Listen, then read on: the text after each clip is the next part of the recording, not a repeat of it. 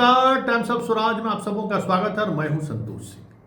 और आज हम टाइम्स ऑफ स्वराज में चर्चा करने जा रहे हैं कि सिद्धार्थ बाबू इस तरीके से शासन और सरकार नहीं चलता है जिस तरीके से आप चलाने की कोशिश करते हैं। यूट्यूबर्स का स्कूल जाना आपत्तिजनक है, ये मैं भी मानता हूं और मैंने खबर भी चलाई है कि भाई ऐसे लोग स्कूल में जाकर जो इमेज दिखाने की कोशिश करते हैं वो सही नहीं है। ये एथिक्स के भी खिलाफ है।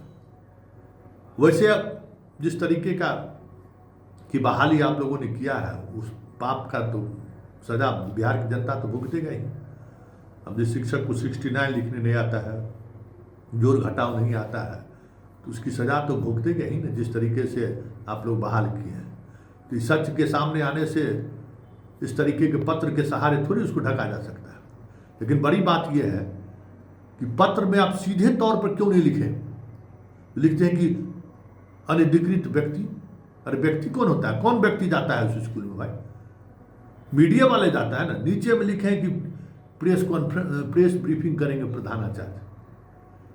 तो ये आपको पता है आपके इस पत्र का कोनो वैल्यू है? आपके इस पत्र का कोनो मतलब है?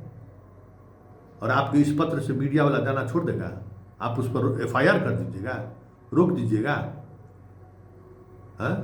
यूट्यूबर्स पर आप कार्रवाई कर सकते हैं जो अधिकृत तौर पर काम नहीं कर रहा है, लेकिन जो संस्थान से जुड़ा हुआ जो अधिकृत तौर पर काम कर रहा है उसको किसकी हैसियत है जो रोक देगा? और वो तो जाएगा ही। जिस तरीके का माहौल स्कूल में आप बनाए हैं तो मीडिया वाले तो चुप बैठेगा नहीं। जिस तरीके से खबरें आ रही हैं कि गुरुग्राम में अपने हस्बैंड के पास महिला शिक्षक है, अटेंडेंस वहीं से बनाया जा रहा है। अब ये सब खबर अगर आएगी तो मीडिया वाले स्कूल को टारगेट नहीं लेगा। जिस तरीके से हेडमास्टर साहब के साथ शिक्षिका सब अपना मैनेज करके बाहर जा रही है तो खबर बनाएगा ही। इसलिए इस तरीके का पत्र जो है ना दिखा रहा है कि आप कितना कमजोर है। सीधे सीधे पत्र जारी कीजिए। अरे दोनों हाथ होगा मीडिया वाले से, धोखा होगा। इस डेमोक्रेसी में अब मीडिया रहा कहाँ है? जो काम ऊपर से सरकार मोदी जी कर दिए हैं तो उसके बाद मीडिया का कोई हैसियत थोड़ी रहा है। आप भी कर दीजिए, जारी कर दीजिए कि मीडिया का स्कूल में प्रतिबंधित रहेगा, नहीं जा सकते हैं स्कूल में। तो ये जो म्याऊं म्याऊं म्याऊं म्याऊं म्याऊं म्याऊं टाइप का जो पत्र जारी किए हैं ये दिखा रहा है कि आप कमजोर कितने हैं।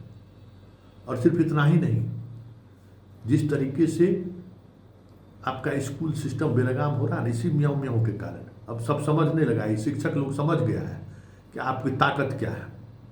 ये देख लीजिए, अब हम लोग मीडिया वाले को रोक रहे हैं। देखिए आपकी एगो शिक्षिका मोतिहारी में SP ऑफिस में पहुंच गई है हेडमास्टर के खिलाफ कंप्लेन करने के लिए।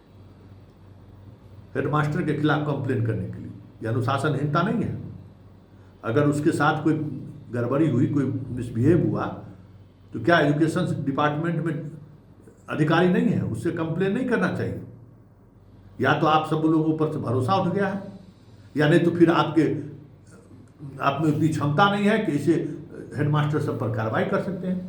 सब लोग मिले हुए हैं तब तो ये लड़की शिक्षिका जो है सो SP से आकर कंप्लेन किया है। तो जरा सुन लीजिए सिद्धार्थ जी। और ये स्कूल समय में ये पहुंची है SP को कंप्लेन करने के लिए। दुस्साहस देखिए। कहते हैं कि सेल्फी और क्या क्या खींच के लाए थे, जरा उससे पूछिए स्पष्टीकरण। लेकिन वो समझ गई है कि यहाँ हमाम में सभी नंगे हैं, पाठक वाला दौर नहीं है। तब तो ये दुस्साहस की है ना। लेकिन इसकी समस्या को जरा सुन लीजिए और उस समस्या के सहारे आप समझिए कि क्या चल रहा है आपके सिस्टम में। व्यवहार किया गया है और मेरे साथ विद्यालय परिसर में सारे शिक्षक और बच्चों के सामने मारपीट की गई है पूरी तरीके से, और जिसकी मैं शिकायत कर चुकी हूँ। पूर्व में भी मेरे साथ इस तरीके के अभद्र व्यवहार किए जा चुके थे। पूर्व में भी मेरे साथ जो है अभद्र व्यवहार किया जा चुका है और इसकी भी शिकायत मैंने पूर्व में उच्च शिक्षा अधिकारियों को दी हुई है। मेरे विद्यालय के सहायक शिक्षक आसिफ रज़ा, साथ ही हेडमास्टर राजकुमार सर, इनके द्वारा आए दिन मुझे प्रताड़ित किया जा रहा है। BPSC TRE 1 से मैं बहाल हुई हूँ। UHS सिसवा उर्दू बंजरिया मोतिहारी पूर्वी चंपारण ज़िला से हूँ। और आज दिनांक 15 अक्टूबर 2024 को सुबह लगभग 10 सवा 10 के बीच की घटना है ये। मुझे लेके अभद्र टिप्पणी आसिफ रज़ा सर द्वारा किया जा रहा था शिक्षकों की मीटिंग में, जहाँ से मैं उठ के अपने क्लास के संचालन में चली गई और उन्होंने क्लास रूम में आकर, क्लास रूम में नहीं, क्लास के जो बाहर हमारा कॉरिडोर है वहीं पे विद्यालय का क्लास का संचालन चल रहा था, जहाँ पर वो आए और उन्होंने मुझे कुर्सी सहित उठाकर पटक दिया। साथ ही साथ मैं कुछ समझ बूझ पाती तब तक लगातार उन्होंने 5-7 झापड़ जो है मेरे गालों पे जड़ दिया, मेरे बाल भी खींचे और बहुत गंदी अभद्र गाली मुझे दी। ये सब कुछ विद्यालय परिसर में किया गया, जिस घटना से मैं बहुत ज़्यादा आघात हूँ और अपने लिए न्याय और सुरक्षा की मांग करती हूँ कि विद्यालय परिसर में एक महिला के साथ इस तरीके के अश्लील अभद्र व्यवहार, मारपीट जैसी घटनाएं बिल्कुल भी नहीं घटित होनी चाहिए। मैं प्रशासन से चाहूँगी कि जो ये घटना हमारे में हुई है, हमारे विद्यालय में, इस घटना को रोका जाए। इससे विद्यालय का जो शैक्षणिक माहौल है पूरी तरीके से ख़राब हो चुका है। पूर्व से जो शिक्षक हैं ये मुझे अपनी कक्षाओं, मेरे खुद की +2 कक्षाओं में भी मुझे जाने से रोकते हैं। मेरे बच्चों को भी कई बार चलती क्लास से बाहर भी कर दिया गया है और इस तरीके से जो विद्यालय में पढ़ाई का माहौल है वो पूरी तरीके से ख़राब किया गया है। हेडमास्टर राजकुमार सर द्वारा, जिन्होंने अपने जो इनकी जो जिम्मेदारी है, जो एक हेडमास्टर की जिम्मेदारी होनी चाहिए, उसको इन्होंने मनमाने तरीके से सहायक शिक्षक आसिफ रज़ा सर के हाथ में दे दिया है, जो मनमाने तरीके से विद्यालय का संचालन करते हैं, महिलाओं के लिए अभद्र व्यवहार करते हैं। विद्यालय का माहौल बिल्कुल भी पढ़ाने लायक नहीं है, बहुत असुरक्षित है और मैं चाहूँगी, सरकार से गुहार लगाऊंगी कि ऐसे शिक्षक जो कि अभद्र हैं और शिक्षकों के नाम पे कहीं ना कहीं कलंक है, क्योंकि विद्यालय परिसर में ऐसी थाना को बोल दिया है, महिला थाना प्रभारी छुट्टी में है, तो एडिशनल एसएचओ है, थाना प्रभारी को फ़ोन कर दिया गया है। उनके आवेदन की जांच करेगी पुलिस, जाएगी, क्योंकि महिला संबंधित मामला है, तो पुलिस खुद जाके जांच करेगी और जो भी विधि संबंध। सुनिए ना, ये स्थिति आपका है बेलगाम, मतलब ये दिखा रहा है कि चीज़ें बेलगाम हो चुका है। स्कूल और शिक्षक और शिक्षा पदाधिकारियों के बीच समन्वय खत्म है। ये दिखा रहा है कि स्कूल में किस तरीके की अराजकता फैलती जा रही है। या तो फिर शिक्षिका चाहती हैं कि हम ड्यूटी नहीं करें और अगर हेडमास्टर ड्यूटी करने को विवश करता है तो वो पुलिस के पास पहुंच जाती है, या फिर दूसरे किसी शिक्षिका को प्रिविलेज देते होंगे हेडमास्टर साहब। ये इस बात को लेकर नाराजगी व्यक्त की तो उसके साथ दुर्व्यवहार कर दिया। ये हर स्कूल से इस तरीके की खबरें आ रही हैं और ये खबरें कहीं ना कहीं ये दिखा रही है सिद्धार्थ साहब कि आपके कंट्रोल से शिक्षा विभाग बाहर होता जा रहा है। ऐसे में आने वाले समय में इससे भी बड़ी अराजकता वाली स्थिति देखने को मिले तो कोई बड़ी बात नहीं होगी। सिद्धार्थ जी, आप वीडियो कॉन्फ्रेंसिंग, आपके हवाले से औरंगाबाद कुछ और चिट्ठी निकलता है, आपके हवाले से कैमूर वाला कुछ और चिट्ठी निकाला है, आपके हवाला देकर गोपालगंज कुछ और चिट्ठी निकाला। भाई गोपालगंज तो 1 अक्टूबर को निकाला था कि जो लोग सक्षमता परीक्षा पास किए हैं, काउंसलिंग में जिन्हें मैनुअली कुछ प्रॉब्लम हुआ तो मैनुअली जांच होगा। वहाँ गोपालगंज में जांच हो रहा है आप ही के आदेश पर, लेकिन बिहार में दूसरे किसी जिले में जांच नहीं हो रहा है। क्या मतलब भाई? एक जगह चिट्ठी निकल रहा है कि भाई बीपीएससी वाले को जो है सो इंक्रीमेंट देना है और जिला निकाला है कि आपको इंक्रीमेंट नहीं मिलेगा। 2022 वाले जो शिक्षक लोग हैं जिनको आप नहीं कराए ब्रिज कोर्स, तो उसके लिए वो कहाँ से दोषी है? उसका सैलरी का बंद है, इंक्रीमेंट बंद है। मतलब जो जिसको जैसे मन होता है कुछ से कुछ पत्र निकाल देता है।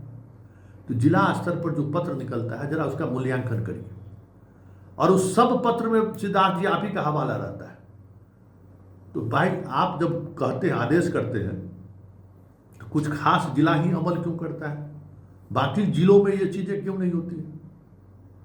जरा इसको समझने की जरूरत है, क्योंकि ये दिखा रहा है पाठक के समय में ये नहीं होता था।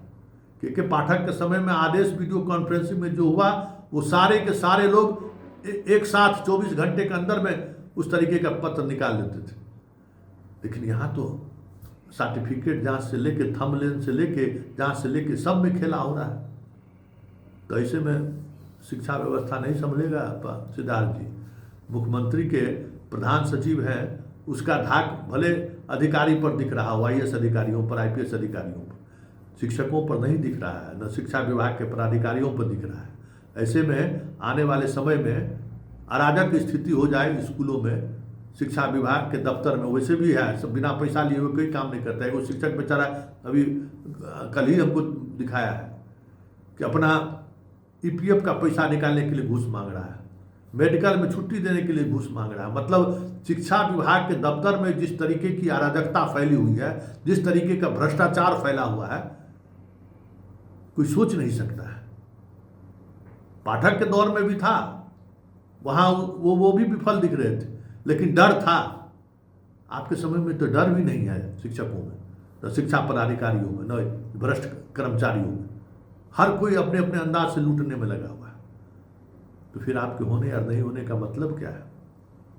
जरा सोचिए, आत्ममंथन करिए सिद्धार्थ जी। इस तरीके के पत्राचार लगातार अलग अलग तरीके से निकाले जा रहे हैं, आप ही के हवाले से निकाले जा रहे हैं।